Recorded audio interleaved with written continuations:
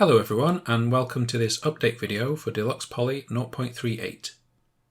You may notice that on the toolbox the shape icons are now compressed into just this one rectangle. However, if you long press on there you will see that the shapes are still available but using this submenu to access them.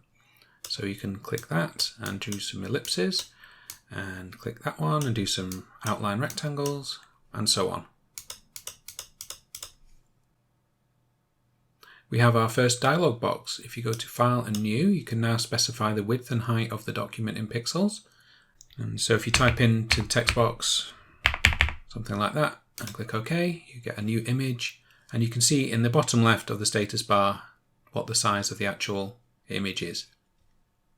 The Layers button, which used to just toggle on and off, and it still does, if you long press on there, you will actually just get a pop-up of the layers and you can quickly switch between them, which could be more convenient than and less distracting than bringing up the layer toolbar. The major new feature in this version is snapping. You can come here to the magnet icon, which has been here for a while but it now does something. If you long press on it you can choose between points, objects and to a grid, and you can turn it on and off from here, or as you can see the shortcut for that is the S key on the keyboard. If you turn that on, you can see that there's an X under the mouse cursor. That's the location of this snapped point and is where actions will take place from, rather than from the tip of the mouse cursor as it used to do.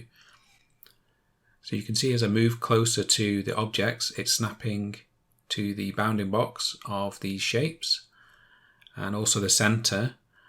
And if I turn off object and just leave it on points, you can see that it's snapping to the vertices of the shape.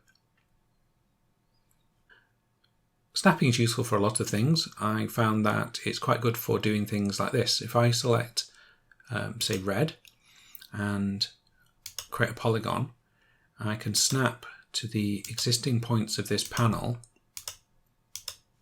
and if I press the 2 key to go into dithered mode, again we can just replace the surface of this shape with a different covering. I'll just carry on doing that around the side here.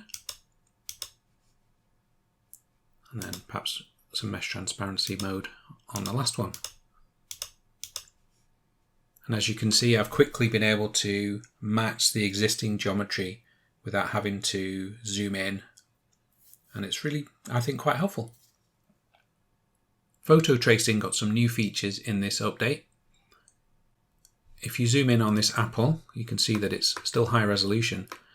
If you go to the trace menu and choose pixelated, which is F4, the photo is downsampled to match the size of the canvas. So we now have a 256 by 192 rendering of the apple. And you can turn that on and off. And you might find that's more useful for tracing. The other new feature is you can now grab the palette of the photograph. If you go to Trace, grab Palette, you'll see that we now have all the colours that it could find in the image. And that's another way of getting some more information out of photograph.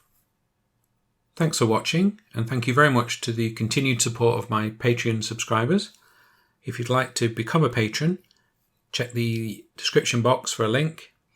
And if you like the video, please click like, don't forget to subscribe and ring the notification bell to see more updates for Deluxe Poly.